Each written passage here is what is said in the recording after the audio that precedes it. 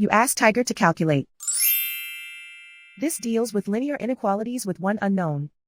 The final result is y smaller than 14. Let's solve it step by step. Swap sides.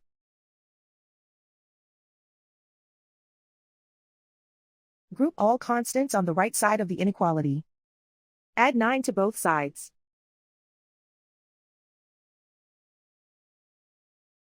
Group like terms.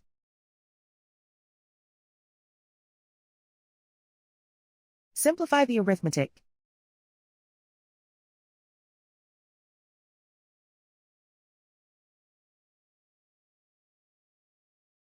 Plot the solution on a coordinate grid. And so the final result is y smaller than 14.